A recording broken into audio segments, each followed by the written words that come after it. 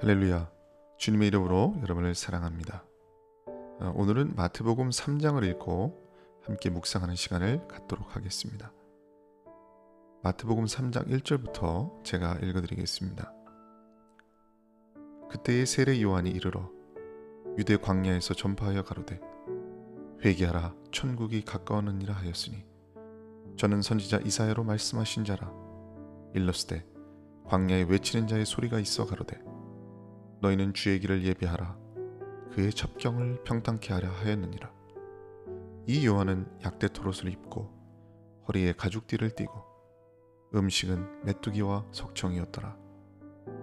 이때 예루살렘과 온 유대와 요단강 사방에서 다 그에게 나와 자기들의 죄를 자복하고 요단강에서 그에게 세례를 받더니 요한이 많은 바리새인과 사두개인이 세례 베푸는데 오는 것을 보고 이르되 독사의 자식들아 누가 너희를 가르쳐 임박한 진노를 피하라 하더냐.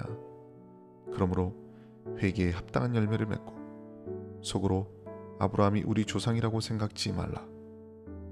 내가 너희에게 이르노니 하나님이 능히 이 돌들로도 아브라함의 자손이 되게 하시리라. 이미 도끼가 나무 뿌리에 놓였으니 좋은 열매 맺지 아니하는 나무마다 찍어 불에 던지우리라. 나는 너희로 회개케 하기 위하여 물로 세례를 주거니와 내 뒤에 오시는 이는 나보다 능력이 많으시니 나는 그의 신을 들기도 감당치 못하겠노라. 그는 성령과 불로 너희에게 세례를 주실 것이요 손에 키를 들고 자기의 타작마당을 정하게 하사 알곡을 모아 곳간에 들이고 쭉정이는 꺼지지 않는 불에 태우시리라. 이때 예수께서 갈릴리로서 요단강에 이르러 요한에게 세례를 받으려 하신대 요한이 말려 가로되 내가 당신에게 세례를 받아야 할 터인데 당신이 내게로 오시나이까. 예수께서 대답하여 가라사대 이제 허락하라. 우리가 이와 같이 하여 모든 의를 이루는 것이 합당하니라 하신대 이에 요한이 허락하는지라. 예수께서 세례를 받으시고 곧 물에서 올라오실새 하늘이 열리고 하나님의 성령이 비둘기같이 내려 자기 위에 임하심을 보시더니 하늘로서 소리가 있어 말씀하시되 이는 내 사랑하는 아들이요 내 기뻐하는 자라 하시니라. 마태복음 3장은 예수님보다 6개월 먼저 태어나서 예수님의 메시아 사역을 예비하는 사명을 감당했던 세례 요한에 대해서 언급하고 있습니다. 세례 요한의 아버지는 레위 지파 아비야 반열의 제사장이었던 사가랴입니다. 그리고 그의 어머니는 레위 지파 아론의 자손 엘리사벳입니다. 세례 요한은 순수한 레위 지파의 후예였던 것이죠. 세례 요한은 이처럼 제사장 집안에 속해 있었기 때문에 자신이 원한다면 언제나 제사장으로서 고생하지 않고 잘 살 수가 있었습니다. 그러나 그는 모든 것을 버리고 광야로 들어가서 낙타 토롯을 입고 메뚜기와 석청을 먹으며 포도주를 입에 대지 않는 세상과 구별된 삶을 살았습니다. 그리고 정해진 때가 이르자 유대 광야에 나타나서 회개의 메시지를 전파했습니다. 회개하라 천국이 가까웠느니라. 특별히 그가 광야를 사역 장소로 삼았다는 것은 의미심장합니다. 그것은 이사야 선지자의 예언을 성취하기 위한 것이었죠. 이사야 40장 3절에 외치는 자의 소리여 가로되 너희는 광야에서 여호와의 길을 예비하라 사막에서 우리 하나님의 대로를 평탄케 하라. 하나님의 말씀이 400여 년의 공백 기간을 지나서 이스라엘이 광야 같은 상태가 되었을 때 비로소 세례 요한을 통해 들려지게 되었던 것입니다. 이렇게 볼 때 세례 요한은 영적 지도자가 될 자격을 갖춘 인물인 동시에 온전한 대제사장이신 예수 그리스도의 앞길을 예비할 자격을 갖춘 적임자였습니다. 신약 시대는 예수 그리스도를 기점으로 해서 시작이 됩니다.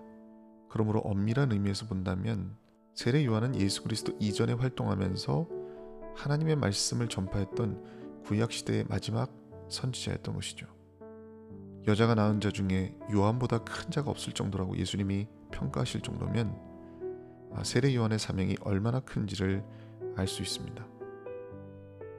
세례 요한은 장차 오실 메시아와 그분의 사역에 대해서 사람들이 명확하게 인식할 수 있도록 미리 준비시키고 또 예언하고 홍보하는 역할을 했다고 볼 수 있습니다. 세례 요한이 선포한 내용 중에 또 중요한 것은 그가 회개를 촉구했다는 것입니다. 당시 유대인들, 특히 바리새인들은 자신들이 아브라함의 후손이라는 것, 즉 선민이라고 하는 것을 내세우면서 형식적으로만 율법을 지켰죠. 세례 요한은 그들의 가식적이고 왜곡된 모습을 책망하면서 진실한 회개를 해야만 죄 씻음을 받을 수 있고 구원에 이를 수 있다는 것을 증거했습니다. 세례 요한이 광야에서 사역하던 어느 날 예수님께서 요한에게 찾아와서 그에게 물로 세례를 받으셨습니다. 사실 예수님은 죄가 없으신 분이시기 때문에 물로 세례를 받으실 필요가 전혀 없으신 분이시죠.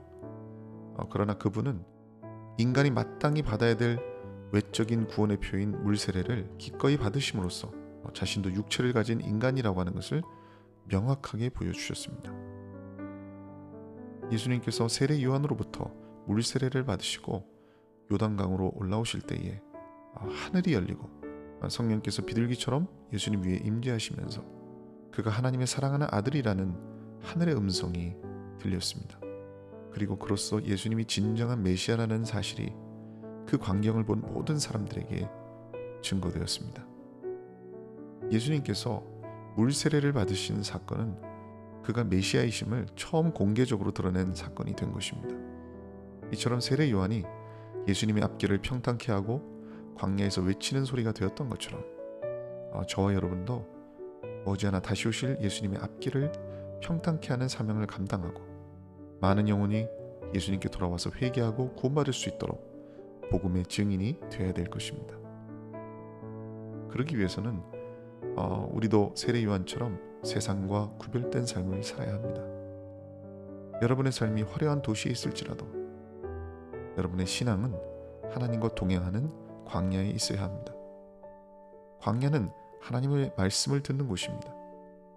광야는 하나님이 없으면 죽을 수밖에 없는 땅입니다. 광야인의 마음은 언제나 하늘에 계신 하나님을 향해 있죠. 광야인은 영원한 천국을 사모하기 때문에 이 세상에서 나그네의 마음으로 삽니다. 여러분도 이러한 영적인 광야를 품고 사시기를 축원합니다. 두 번째로 우리는 세례 요한처럼 오직 예수님을 높이고 자신을 한없이 낮추는 겸손이 필요합니다. 나는 쇠하고 예수님은 흥해야 된다는 세례 요한의 정신을 잊지 마십시오. 오직 예수님만을 높이고 나아갈 때 우리의 신앙이 바른 길로 갈 수 있음을 명심하시기 바랍니다. 오늘도 마태복음 3장을 읽고 함께 묵상해보는 시간을 가졌습니다. 오늘 하루도 하나님의 놀라운 은혜와 축복이 가득하시기를 주님의 이름으로 축원드립니다.